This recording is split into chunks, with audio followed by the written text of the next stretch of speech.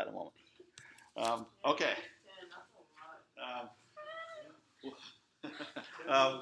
Don't freak about that yet. All right. So, welcome to Math 721, which has the ridiculously vague title of Mathematics for Scientific Computing 2, but I did not give it that title. For our purposes, it's basically numerical methods for PDEs. I've passed around a syllabus, and I'll be sending an email to all of you soon with some links.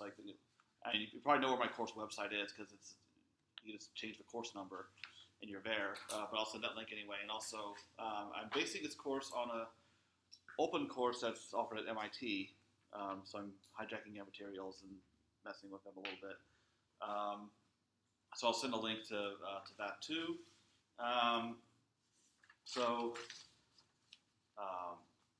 Not quite prepared in mind to cover stuff yet, so I'm just going to go from syllabus real quick. We're going to start off with just some essentials about PDEs before getting to numerical methods. This will be familiar to you, for those of you who took 606 from me recently, or you may have seen it in some other class. Then we'll get into finite difference methods, spectral methods, methods for elliptic, which are time-independent problems, and learn about methods from numerical linear algebra for solving those, because it boils down to a system of linear equations. Time-stepping methods for ODEs to use for systems of ODEs that come from PDEs. Also, how to model conservation laws and what kind of numerical methods are needed for those. So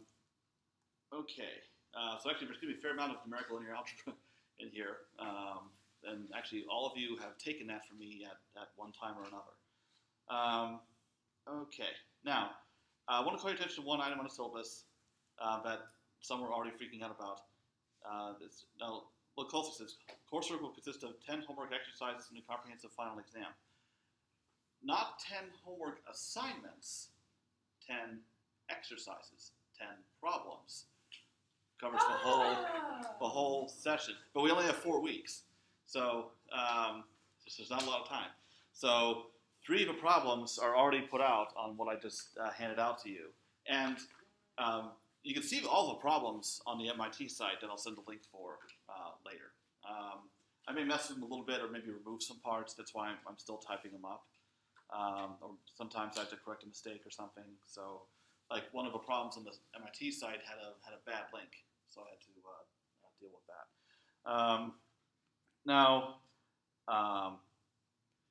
So I'm going to give you these due dates I have are guidelines. Pretty soon we'll have covered enough, possibly after today, for you to do the first problem. It'll take a little longer to see enough material to do the second one. Remember the second and third ones, because those get into finite difference methods. It's basically break down to like an assignment each week that'll have some subset of these 10 problems.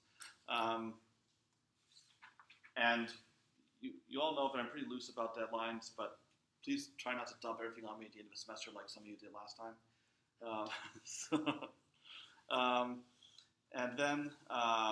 As for a comprehensive final exam, we can talk about the format of that. I've given written and oral final exams in this level of class in the past, so we can talk about what will be preferable, as long as it all wraps up by June 30th. Let's see. All right, so that's really all I have to say about the syllabus.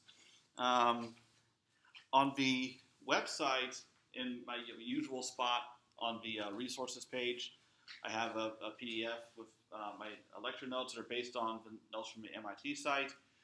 So I just use that as a starting point and start filling in some things. And I'm using that as a guide for what to cover in here.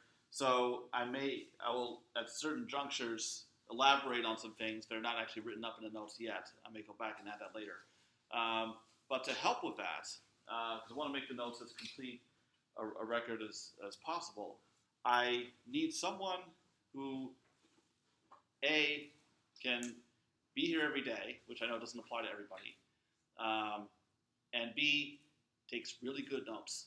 And actually, more than one volunteer would be ideal in case of somebody misses a day or something. So, because that way I can make a copy of your notes after class or something, and then go back and add to these notes just so everything is there, as well as on video. I mean, I could watch the video, but I don't like to watch myself, and that takes too much time. Okay. If you've looked at the notes, only a portion of them is actually written yet. So it's not like 610 where I had the notes from having taught the course many times before, and they were all there. I'm going to have to just this is an as-you-go class. You'll also notice if you've been to the site, I don't have a lecture schedule put up because I know what I'm going to cover. I just don't know what I'm going to cover on what day. I don't even have a good approximation. At certain points, I may deviate from the notes to talk about some MATLAB things because those are not covered on the MIT site. I mean, there's code there, but they don't really get into that. And I think it would be a good idea. I would recommend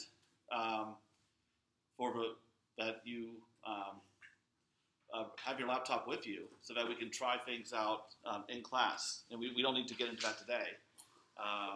But going forward, that'd be a good idea.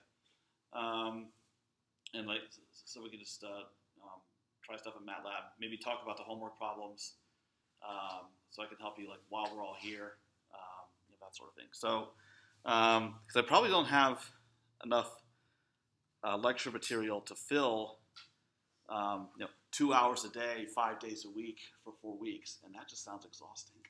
So, but I do know exactly how far I want to get. Once I get that far, then that's it. So, then it's just a matter of helping you guys get through the assignments. So, any questions about the course? Are you going to do active learning techniques? So I can judge you. I'm just kidding. Actually, well, the thing is, I was thinking, this summer I'm taking a break from AQ, but I thought you got roped into it. Fall, yeah. The other thing is, I'm still doing active learning this summer because I'm doing a workshop in July. Oh yeah. Yeah. So, Just kidding. yeah. So enough. Okay. But who knows? It's possible it might. If everything I learned in AQ last semester is seeped into my brain, maybe it just will come out naturally. And at least I feel like we'd have time for it, unlike other classes. Okay. Actually, Amber will be running late on Mondays and Wednesdays, but she might be here soon. Well, I guess she'll have to miss a little bit. Okay. So even though this is a numerical methods for PDEs class, we're actually not going to talk about numerical methods today, but we'll set the stage for that. Okay.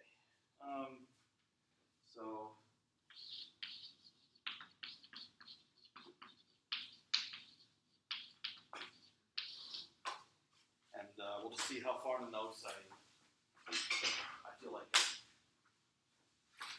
And this being an hour and 55-minute class, there'll definitely be a break in the middle. Okay.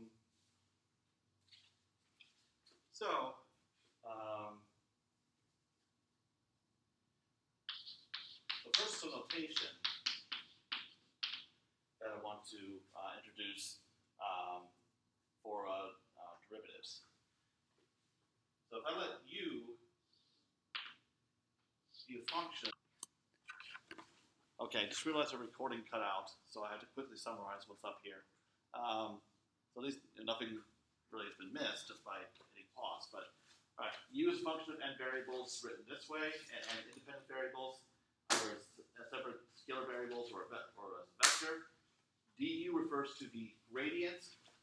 That's the vector of all first partial derivatives of u with respect to any of its variables. So You know the symbol from multivariable calculus, but also use notation du. And then I just wrote, keep in mind different notations of partial derivatives. I've been writing it the long way. We're using subscripts to indicate which variable we're differentiating with respect to. And then similarly, d squared u is a matrix of all second partial derivatives of u that we can have. Now, what I was going to ask before I realized what happened, does anyone remember from multivariable calculus what that is called? That is the Hessian. And because if all the second partial derivatives are continuous, mixed partial derivatives are equal, so this is a symmetric matrix. And then we can keep going from there. That we could define, like, the d cubed u would be a tensor, be a three-dimensional tensor of all possible third partial derivatives, and so on. So each of these, so d to the n u is going to have, d to the p u is going to have n to the p elements in total. Okay. Now, with that, I can define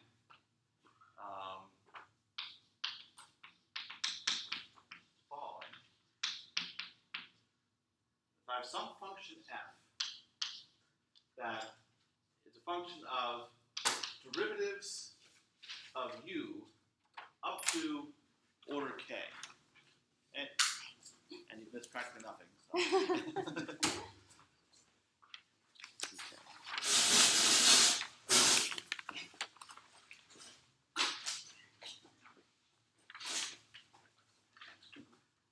This is it.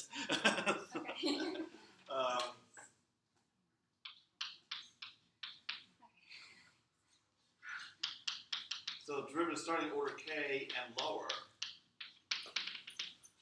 all the way down to u of x, and also function of u itself, and also the independent variables. So any of these things are allowed to be input variables is equal to 0. So if you have some function f of the independent variables u and derivatives of u up to order k, z equals 0 is a kth order partial differential equation. So this is the most general form that we can have.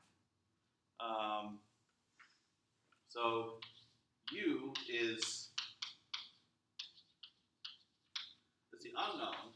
So any function satisfying this equation is the solution of the PDE. So the highest order derivative that we have anywhere in a PDE indicates what the order is.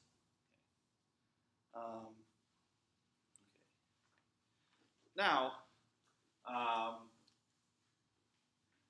a PDE is specified on some domain, which I'll use omega to refer to, a subset of Rn. Sometimes it's the entire n-dimensional space Rn. Sometimes it's just a subset, like an n-dimensional box, like an integral in 1D.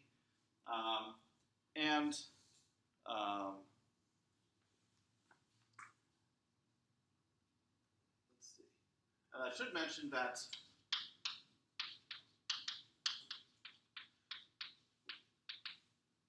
x sounds like I'm using x referred to just spatial variables,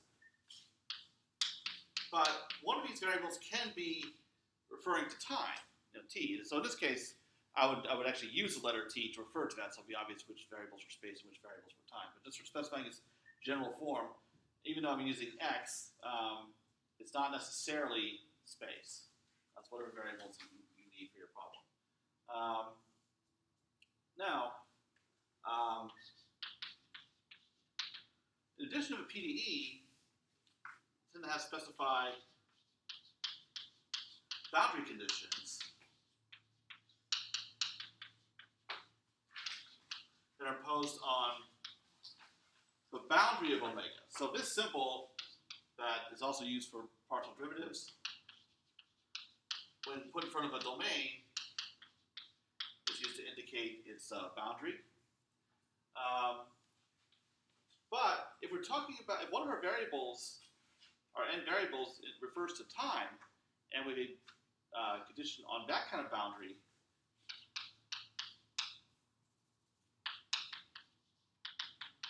then we could call it boundary condition, but that would not be very intuitive. We would call it an initial condition. But the point is, it's a boundary of your domain, omega, that's corresponding to time. So these are needed to ensure that the PDE has a unique solution. Okay. Now,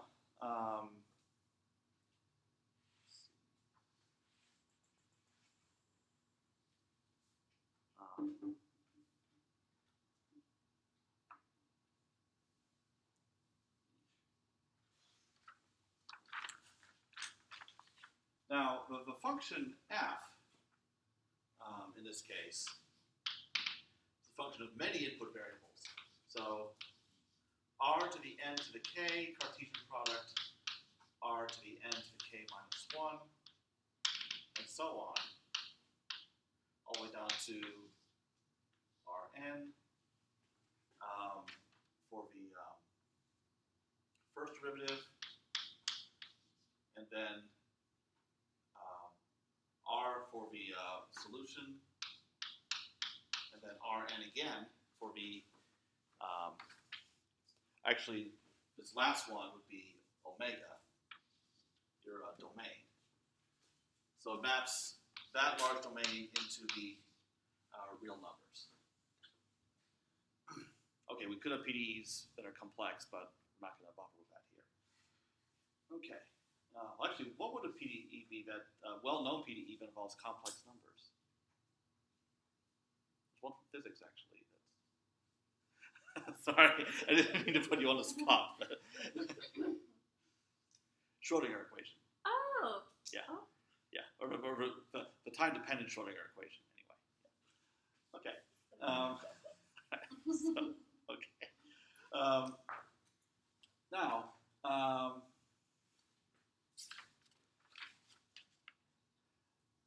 In some cases, we'll actually have more than one PDE. Okay.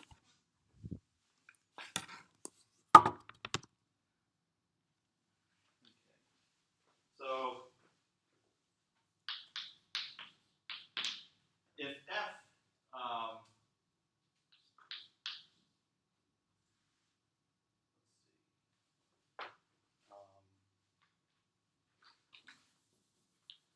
suppose I define U to be a vector valued quantity that has components U1, U2 up to UM. So U maps the domain omega into Rm. So then du is a Jacobian matrix. So it contains the all the first partial derivatives of all of the components of U. So partial of U1 with respect to x1, partial of U1 with respect to x2, and so forth. So first row is all the partials of U1, the first component. And then move to the second component.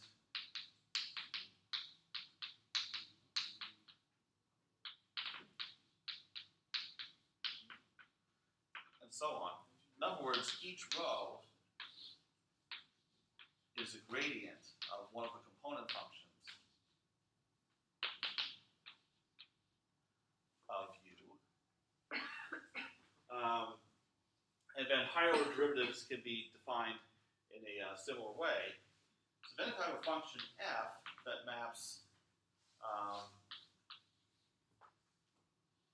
m n to the k, m n to the k minus 1, then down to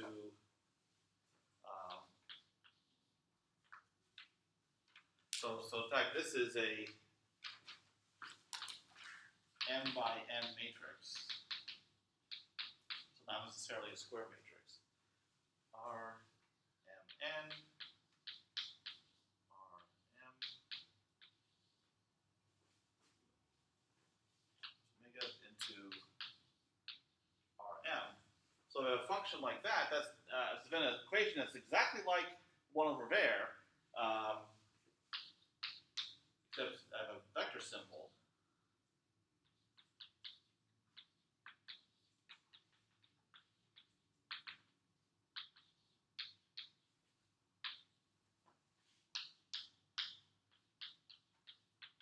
Equal to the zero vector.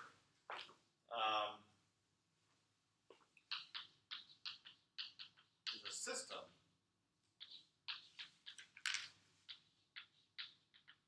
of MPDEs. Okay. So here we have our unknowns, our M unknowns, and then we have our M PDEs. It goes on. Yes. So this might be a stupid question, but why are you using superscripts instead of subscripts? Because they did. Yes. Because. Oh, here's another. Actually, it's not the only reason. Okay. I'm already using subscript for indicating partial derivative. Oh, okay. Yeah, so I could also write this, for instance, as u1x. Yeah. So it's kind of funny. Like in lower level math, a superscript always is an exponent. Yeah. At some point, no more. So keep in mind. Okay. Most of the PDEs we're dealing with are just scalar PDEs. It's a single PDE and then initial boundary conditions. But now, from time to time, we'll see systems.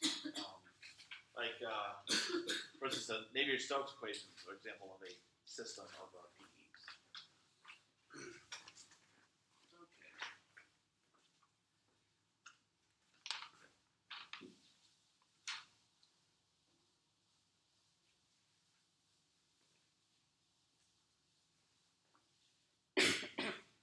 Now, yes, I'm definitely using interface here. Okay. Now, some terminology. There are many different ways of classifying PDEs that we'll see. Just to give away first classification.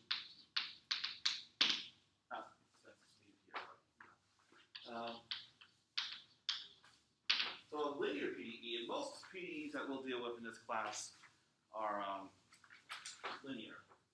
Can be written in this form. And I'll explain this notation momentarily.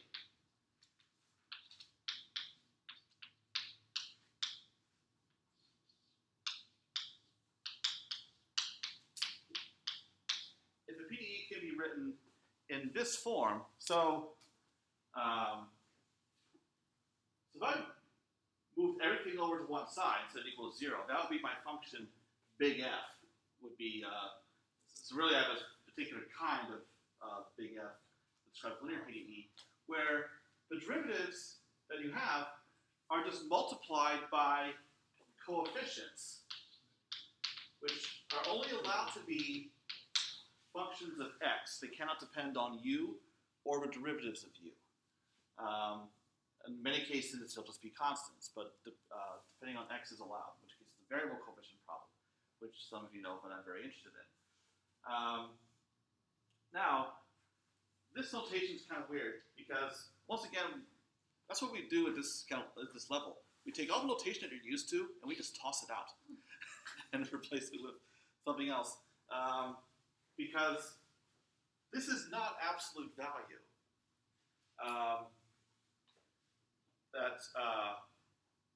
This actually is another, well, actually, actually, even at lower levels, you've seen that the vertical bars don't always mean absolute value. From low-level math, what is the number use of vertical bars? It still conveys some sort of size, but just not Are you talking absolute. about like magnitude? Yeah, but magnitude of what? Size of what?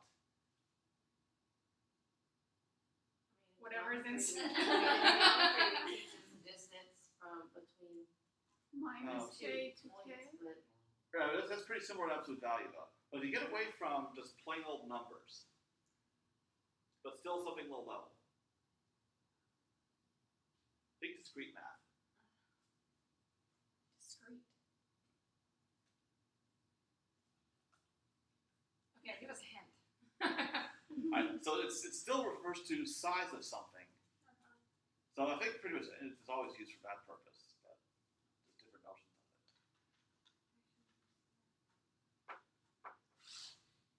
And I'm sure you've seen it one time or another, but a budget notation would be used from time to time when describing probability, or certain definitions related to probability. Okay. How is this the most basic kind of probability defined? Like the event that, Yeah. that something occurs. Right. So for instance, suppose, for instance, I never thought we'd talk about probability today, but let's say your sample space is a 52 card deck, Yeah. and it's a probability of, say, drawing a heart. So the way you compute the probability is the number of hearts divided by Your total space. right. And so you're talking about the number of elements in your event divided by the number of outcomes in your sample space, and the absolute value notation is used to describe that. It's a cardinality of a set. Yeah, the number of elements in a set, and that's really the way it's being used here. So this is so alpha is what's called a multi-index, which is just it's an overly fancy term of a vector with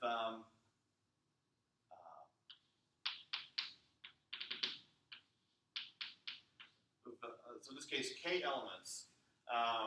Well, actually, in this case, j elements, and j is less than or equal to k. So that was the saying. We're looking at all j tuples.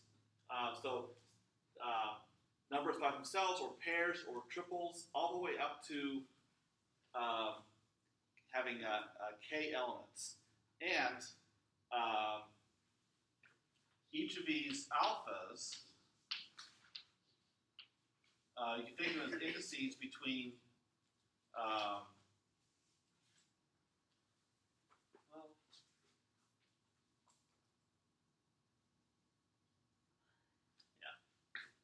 between 0 and n, indicating which variable you're taking a partial derivative with respect to.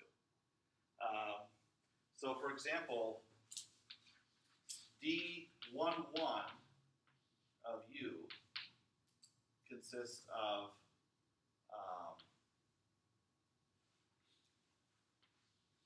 u x1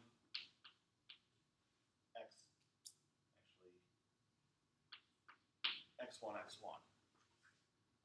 So it is a second derivative with respect to the first variable twice. Derivative 1, 2, 3.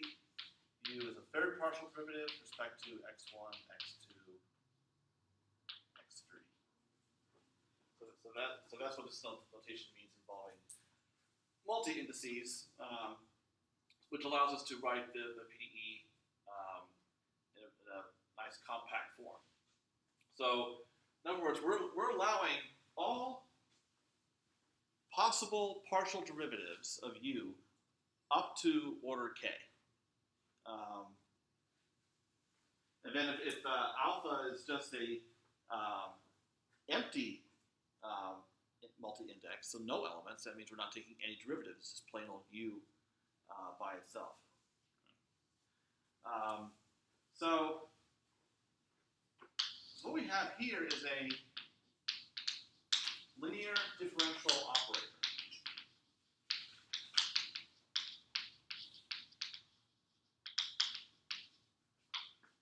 It's often written using the letter L, L applied to U. And the only operations that are allowed are partial differentiation, multiplying by coefficients, which can be only functions of x, and then adding them together. Okay. Say that again about the coefficients. They are only allowed to be functions of x. And you'll see what I mean when I get to other types of PDEs where there's less restriction.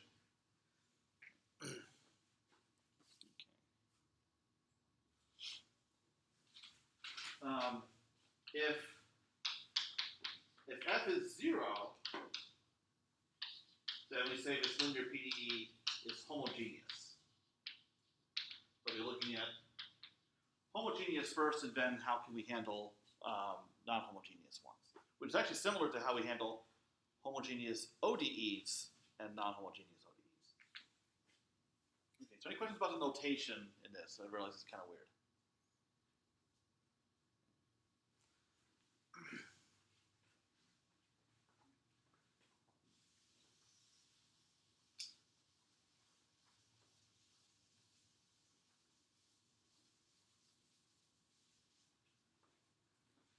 Okay. Now, so two more general types of PDEs is semi-linear. So we have same kind of sum over all these multi-indices. And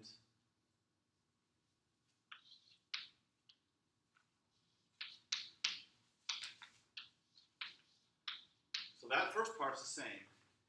But then we add on some function that has derivatives, but only up to order k minus 1.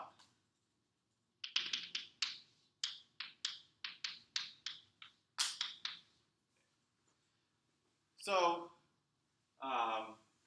in other words,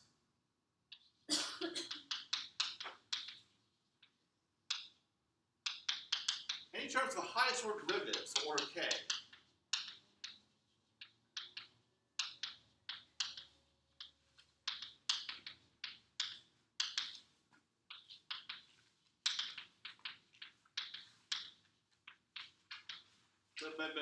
the highest order terms must be linear in U.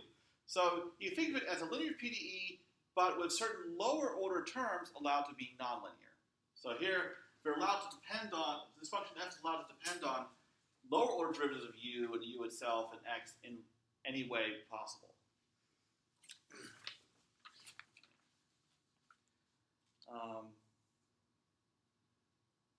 Now, I can loosen up a little bit more than that. Quasi-linear. So we have the same kind of sum. And now, by contrast to linear, the coefficients are allowed to depend on at least lower order derivatives of U, as well as U itself and x. And then you have the same differentiation that you have going on in the linear case. And then this same kind of function f out here, but also depends on only lower order derivatives.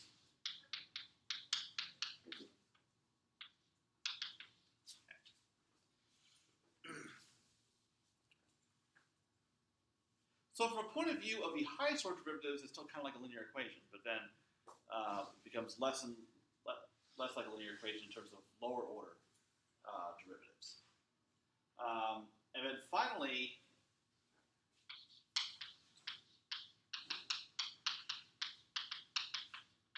if it doesn't fall into any of these, So it's not linear,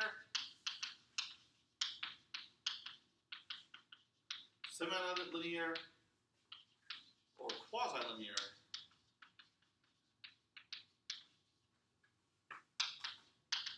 You can just say it's fully nonlinear.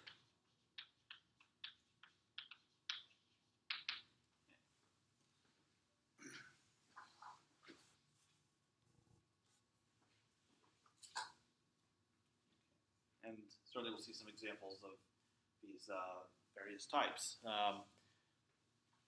Because for linear equations, you can solve numerically by treating them like a system of linear equations and use techniques from linear algebra. Once you go to even any kind of nonlinear problem at all, even semi-linear, then things get a lot more difficult. And you can get some very interesting behavior in solutions that you would never see in the linear case. Okay. Oh, I've been at it for, well, almost an hour. Okay. All right, we'll break here. And so this class ends at 12:10, so that'll work out pretty well. All right. So just FYI, so whatever break we take in the middle of class, I'll simply say that it will be a minimum of 10 minutes, just so you know when to be back here. Okay. So we'll describe several examples of PDEs, several of which we'll be revisiting during these 4 weeks.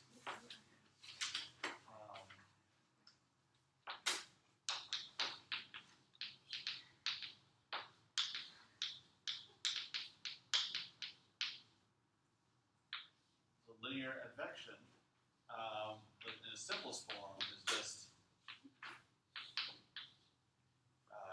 ut plus ux is equal to 0. And in fact, it's pretty easy to write down a form of a solution for this. If I impose an initial condition, say u of x 0, so t equals 0, is some given function f of x, then, and we'll just assume that we don't have any boundary conditions that this problem defined on the whole real number line for x. So I'll just fill in that. So x can be anything, and t is positive. Then the solution turns out to be f of x minus t. Because to see this, if you look at du dx, well, that would be f prime of x minus t times the derivative of x minus t with respect to x, but that's just 1.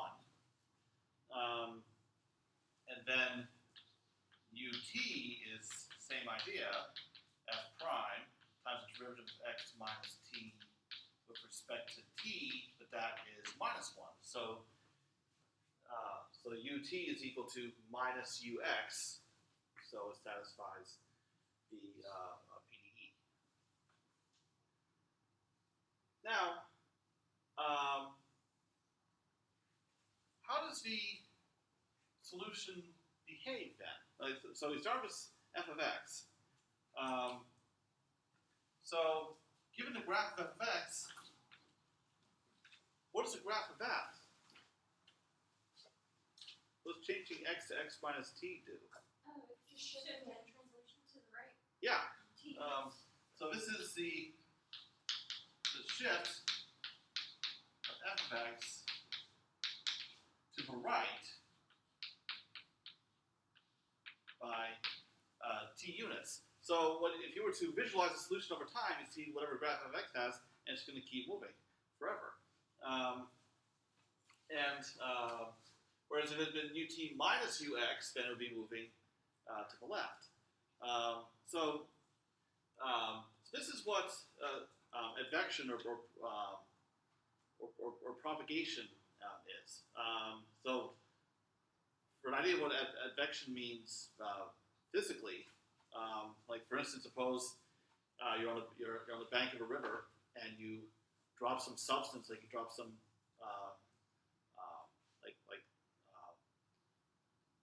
sand into it, and it's going to get caught up in the water and just keep flowing downstream. And so something you can watch travel with a certain finite speed. That's the key, a finite speed. Then that is advection. So there are a number of PDEs in which advection synonymous with convection. It's referred to by this one term or the other depending on the context. That occurs. It's normally associated with first derivatives in space are used to describe advection. Or when you also have first derivatives in time, so that's important. First derivatives for both. Okay. By contrast, the heat equation, also known as the diffusion equation,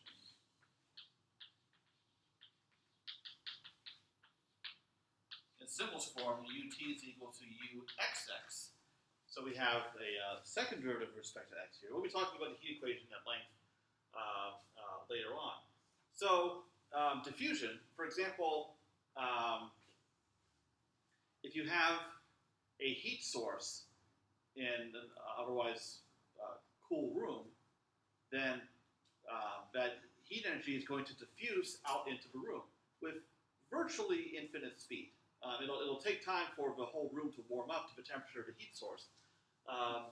But that physical phenomenon of energy diffusing like that, where there's a virtually infinite propagation speed, is diffusion as opposed to advection. And when you have a first derivative in time but a second derivative in space, that's where the diffusion is coming from. You'll see some equations where you have both advection and diffusion together. Okay.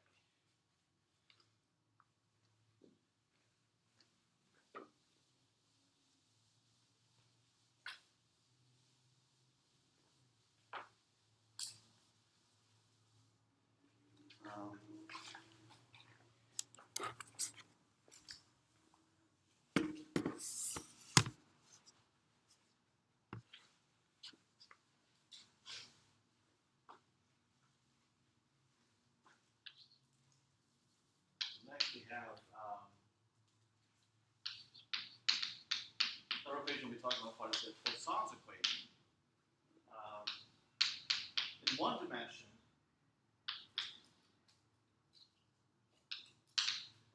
uxx, or simply u double prime, equals some given function f of x. Or in n dimensions, the Laplacian of u, which is also written as like taking a gradient symbol and squaring of u, but that is literally, that notation actually comes from the fact that it's the divergence of the gradient, which is just the sum of all the second partial derivatives where it's differentiated with respect to the same variable twice. And that is equal to some function f of x. So here we have a time-independent equation.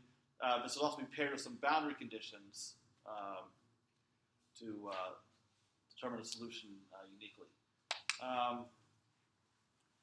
What we'll see sometimes, just so you're not thrown off later, is one convention, it wasn't done this way in the MIT notes, I'm not sure why, because he did it later on, is to put a minus in there. Like, so minus Laplacian of u is equal to f. So then f just becomes minus f. And the reason for that is it makes the differential operator what is called positive definite, or its positive eigenvalues, if you put the minus in there. So I think most of the time I'll actually use the minus, but okay. But since f is generic, it doesn't really matter in this case. Now, as a subcategory of this, if f is equal to 0, then this is Laplace's equation. Another equation will Poisson's equation or Laplace's equation will be, and numerically, we'll be setting up a system of linear equations to solve using methods that, for instance, you learned in 610.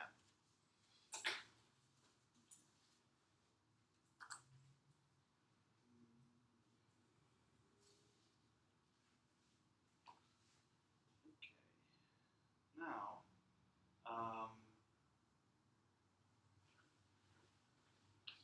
back to the time dependent equation. It actually combines the first two. Convection diffusion, or also could be called the advection diffusion equation.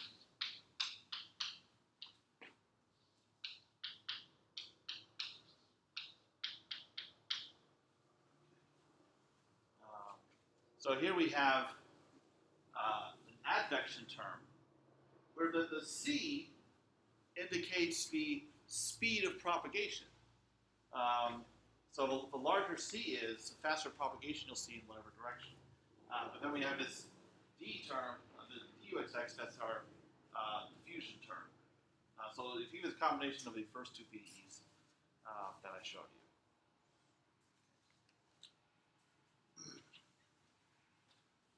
So why do they call it just convection diffusion? Why they don't add advection? Or sometimes it can be called advection. I've seen it written both ways. Okay. But yeah. So what the whims of how the notes are written. So yeah, I even saw somewhere advection and confusion. Advection and convection. Is advection for material moving and convection for heat moving? That's possible. I don't know off the top of my head, but I imagine it's pretty much context dependent as to what exactly is advecting or convecting. But yeah, it just occurred to me that if you take the word convection and mash it with diffusion, you get confusion. Okay, yeah, second a day.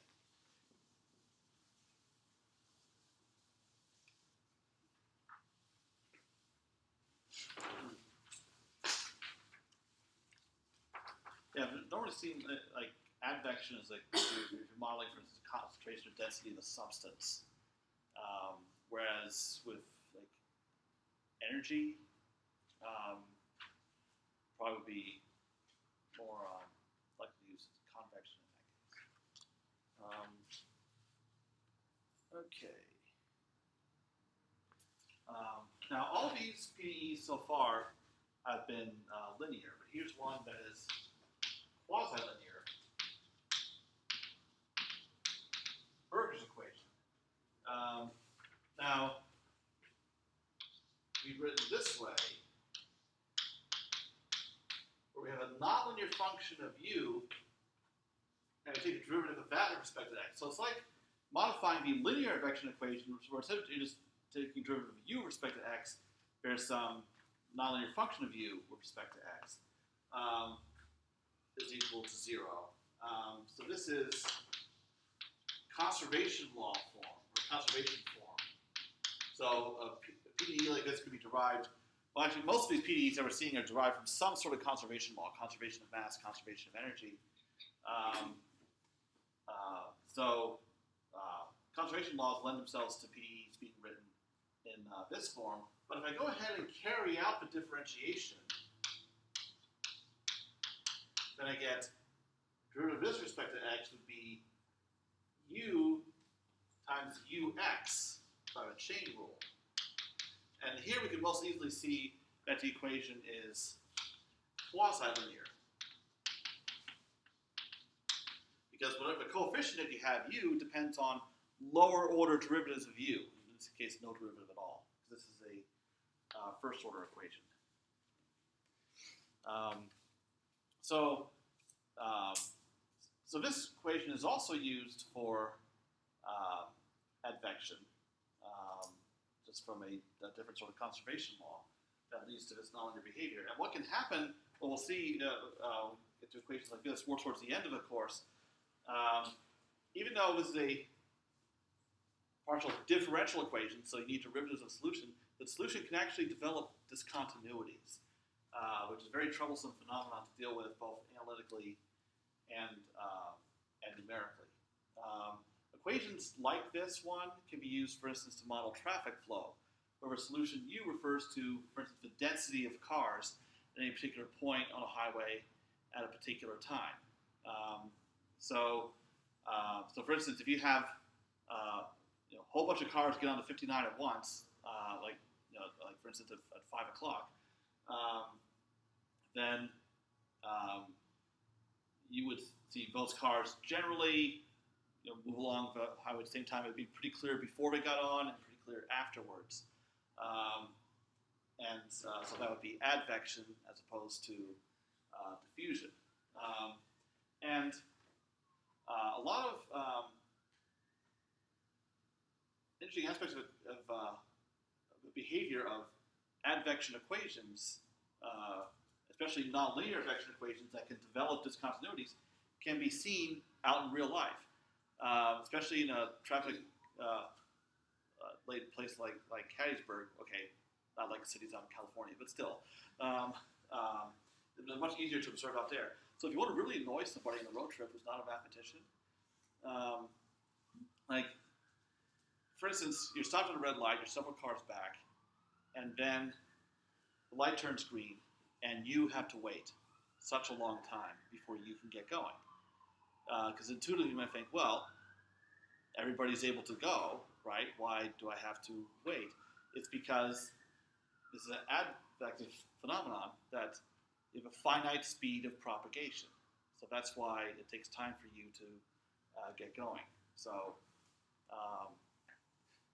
say if you're a passenger, you want to really annoy your driver, who's frustrated having to wait, you can just point it out, like that's just the way it is, It's more satisfying if you yell that they're idiots now. Oh yeah. Or in big cities, like real big cities, not Hattiesburg big city,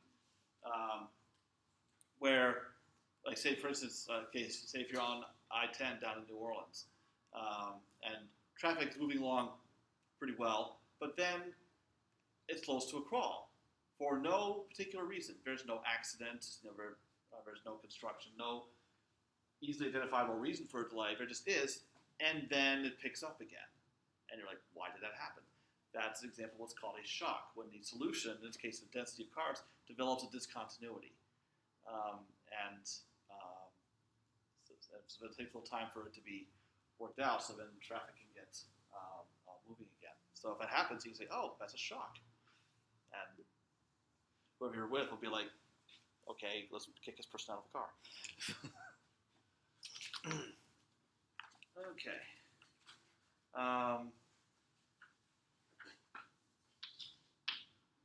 Since it's quasi-linear PDE, here's an example of a semi-linear PDE. Like Laplacian of U is equal to U squared. So because of U, it's a nonlinear function of U on the right side. So it's almost a linear equation. And as far as any terms that have derivatives, like the highest order derivatives, there's no nonlinearity there. Nonlinearity is only in lower order terms, so that's why we call it a semi-linear equation. So this equation is more nonlinear than this one. That's what I'm saying. Okay. Back to linear equations, wave equation. That we'll spend a fair amount of time on. This has second derivatives in both time and space. So this could be used, for instance, to model a vibrating string. So the solution U refers to the displacement of a string at any point in space along the string at any point in time. So wave equations for propagation of different kinds of waves in general. But I can also write it as a system of two equations where I introduce a second variable, v.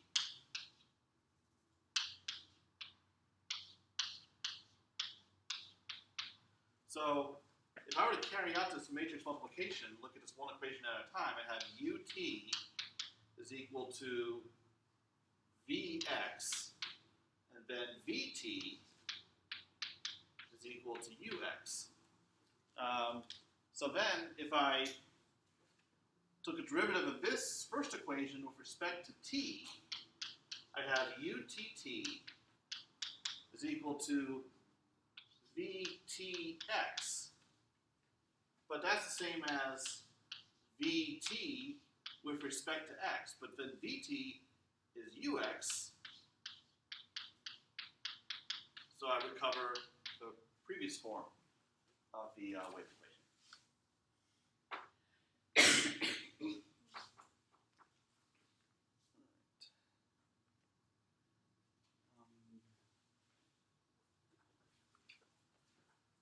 All right, next we have a modification of Berger's equation. So it's quasi-linear, but it's also third order.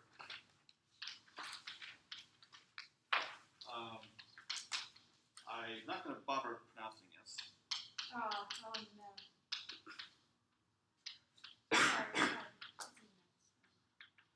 It's been such a long time ago since I saw it in class. I don't know how that professor pronounced it. So take your best shot at it. Seems very Dutch. So I have no idea. Well, the Vries is the last part I'm fine with, but Portwig? I don't know. Okay. All right, so UP plus UUX is equal to epsilon UXXX. So we have a third derivative with respect to x. This equation is used to model waves on the surface of shallow water. So U would be like displacement above or below the surface. Now what's interesting about this equation, even though it's a nonlinear equation, you can actually find an analytical solution, which is quite unusual. They're called solitons. Okay. Now, a few more examples that are some form of nonlinear.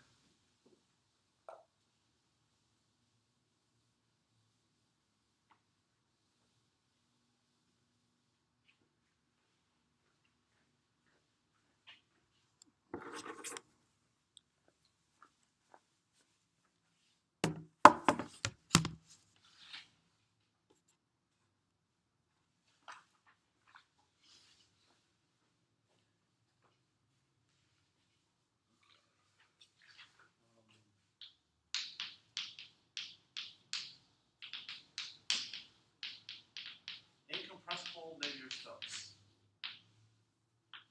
So this is meant to model the motion of viscous fluids.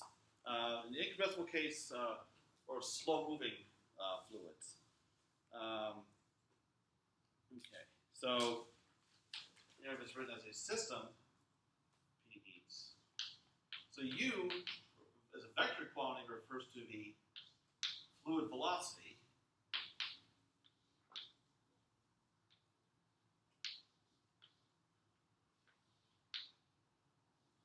So this is a rather strange expression. So if I were to write this in like 2 dimensions, it would be because U would have components U1 and U2 if we're in 2D. So this would be U1 times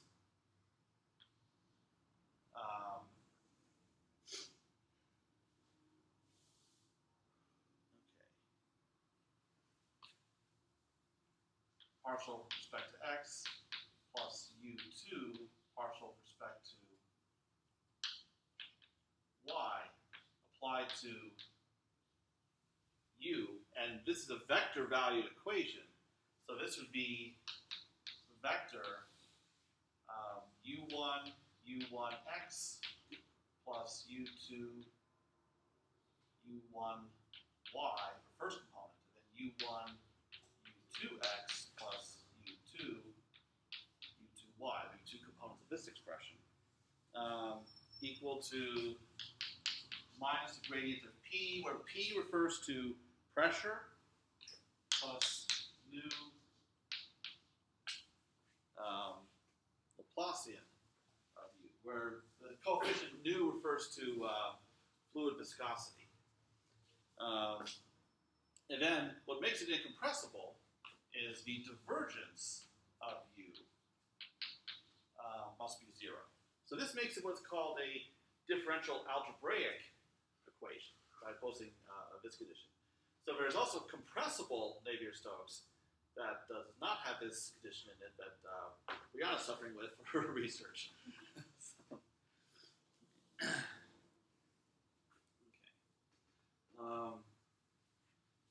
And then we have another. So this would be a also a quasi-linear equation. Well, no, it's actually semi-linear. The reason it's semi-linear is that there's no nonlinearity involved with the highest order derivatives, which are of order 2. The nonlinearity only comes from here, but that deals with the first derivatives. Okay. Another system of quasi-linear equations, shallow water equations. So this is different from the weird third order equation over there, Korteweg-de equation, because that was only concerned with the surface of shallow water. This concerns the whole body of shallow water. So happening below the surface. So we have two equations. What? Shallow water. It's like, that's a cool name. It would be, yes. Now, H refers to the height of a shallow water, and U refers to fluid velocity as number equations. Notice there's the first part of Berger's equation here on the left side. Okay, so we only have first order derivatives, but the coefficients of first derivatives, or some of them, are nonlinear. So that's why this is a quasi-linear equation as opposed to a semi-linear one up here. And then finally, a fully nonlinear equation.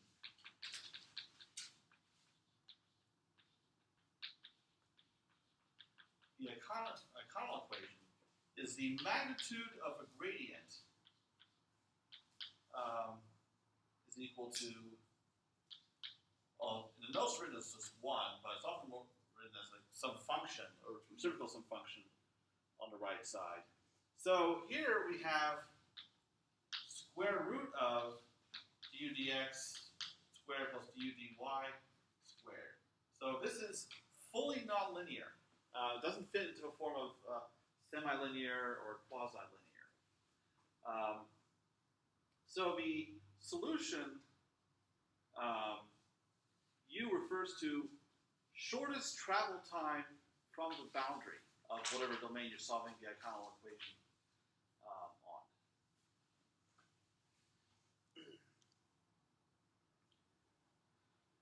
Okay, so here we have quite a few PDEs of interest, and there's so many more of interest besides these, but this gives you a good flavor of a variety of PDEs describing important physical phenomena that are out there. And we may not deal with all of these in this course, but quite a few of them. Okay, at least that time nothing was missed by the interruption. And I still have, okay. A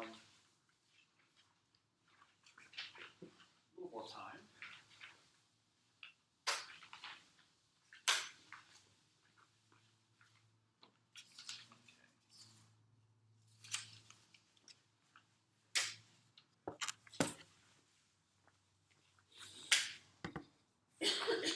Talk about well-posedness.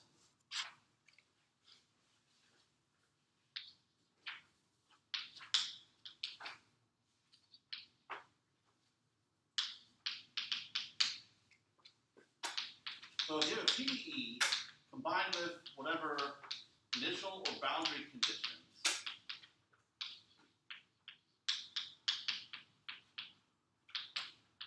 then that problem, the overall problem, is said to be well posed if these three conditions are satisfied. First solution must exist. A lot of theoretical mathematicians spent time proving that a given PDE actually has a solution under certain conditions.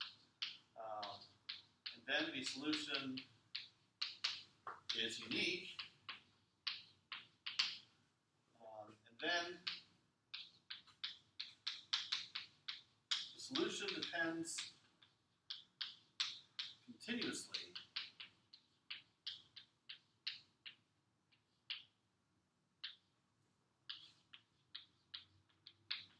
on whatever problem data you have. And that could mean many things. That could mean your initial data, your boundary data, your coefficients, or even the domain. So the idea is a small change in the problem should not cause an unusually large change in the solution. So that's what the third condition is. And these conditions are called Hadamard's conditions for well-posedness.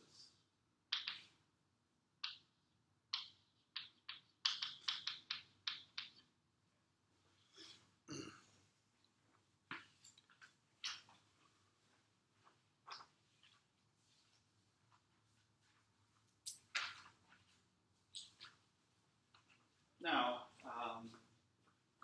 give some examples to illustrate well-posed and ill-posed problems.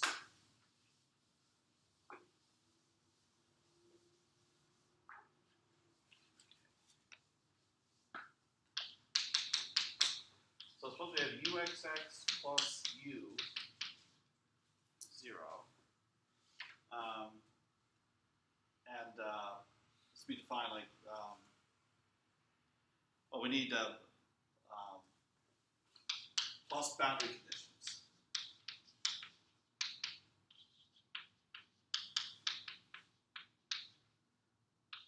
And this will be in the interval, well, actually, the interval depends on the example.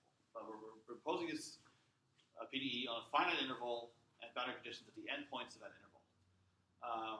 Now, so the second derivative is equal to minus the original function. What kind of function satisfies that? Sine and cosine. Those are the only ones. It's plain old sine x, plain old cosine x. So it would have to be a linear combination of these two, because this is a linear PDE.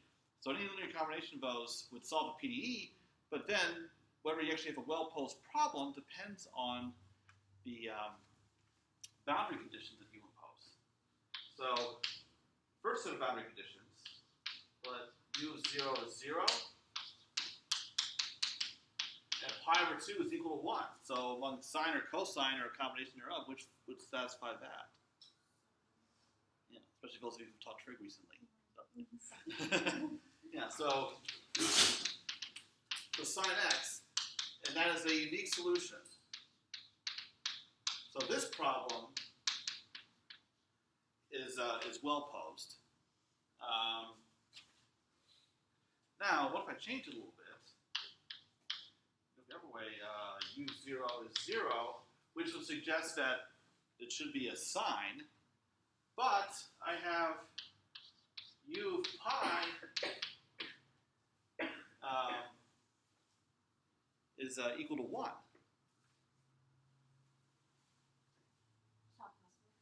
Yeah, there's no solution. Because neither sine nor cosine, or any linear combination, can satisfy both of those conditions. Like, this would be satisfied by sine, that would be satisfied by minus cosine. That would be it. And finally, if I require a solution of 0 at both 0 and pi, what happens in that case? Is that the only solution? I mean, yeah, Nikesh is saying infinitely many. Okay. Yeah. Why infinitely many? It's, I mean, but like anything time sign, like, Yeah, any multiples. yeah. I mean,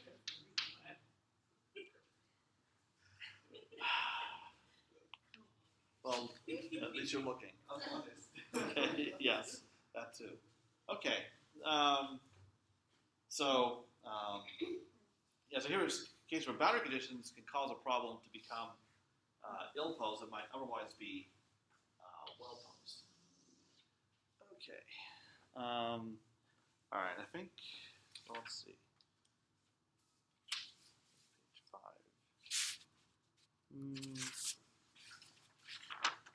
There's not much time left anyway, so I'll just wrap with this. One more example. So here, two problems. So a well-posed problem and an ill-posed problem. Okay, so actually the initial condition will be the same.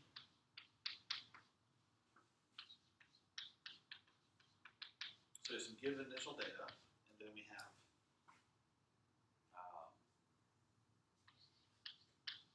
boundary conditions.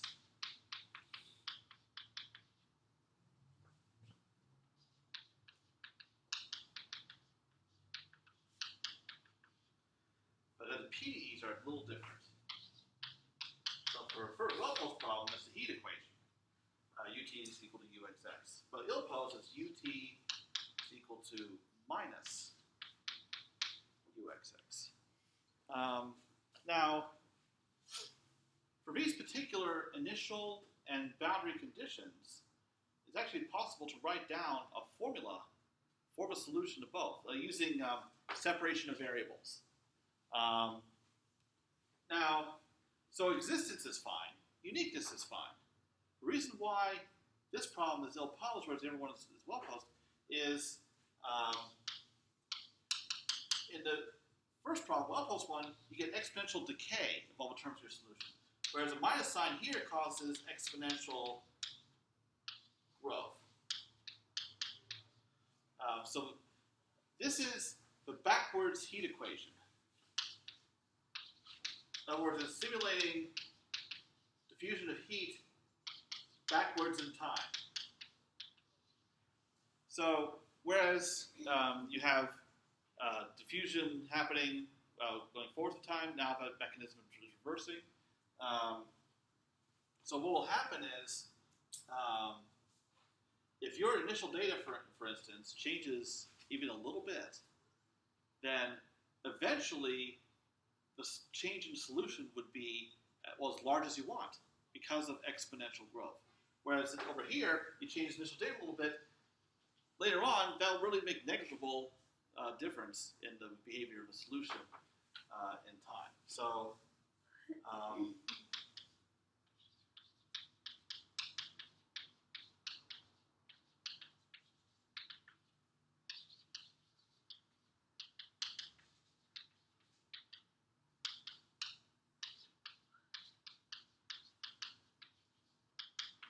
okay.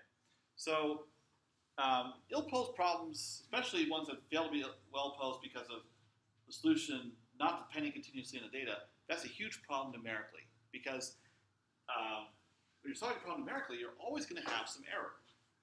There could be roundoff error from whatever computation.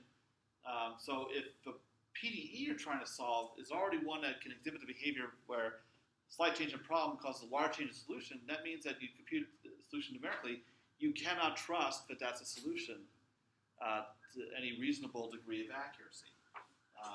So we try to stick with well-posed problems in such cases, and also we try to solve a PDE by like some system of equations, for often a system of linear equations, and we want to make sure that that problem is well-posed also. So if a problem's not well-posed to begin with for any reason, then how are we going to be able to solve anything numerically if the resulting numerical problem does not have a unique solution? For instance, how do we decide like for instance, if a solution exists but it's not unique, how do we pick out the correct one? Because there are some cases where PDE can have more than one solution, but only one solution makes sense physically. And we need to have some extra criteria for picking that out. On your initial connection for the ill-posed, is it less than 0 or just equal to 0? These are boundary conditions. If that is equal.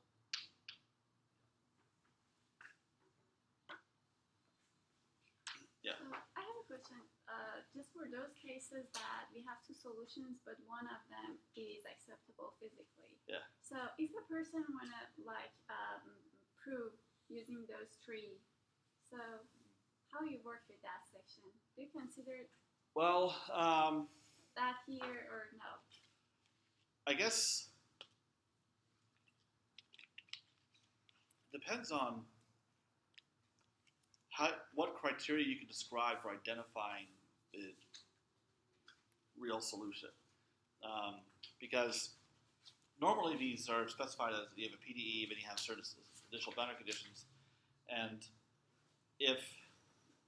so what could happen is if those conditions, initial boundary conditions, are not enough to nail down a unique solution, technically we still say the problem is ill-posed. But if you have some criteria, like based on the behavior of a solution, like maybe something about its derivatives or whatever, often they come in the form of like entropy conditions, things like that. That might allow you to, like say if you're solving it numerically, have your code pick out the correct solution. Like for instance, if like let's suppose you end up at a situation where you have to take a square root and you don't know if plus or minus is the right one, but if you have some condition for that, you can put that into your code. Mm-hmm. So there are ways around that in code to have it produce the correct solution. But if that criteria for identifying a physically reasonable solution are even known in the first place, otherwise, well, what do you do? Okay, well, it's a good place to stop.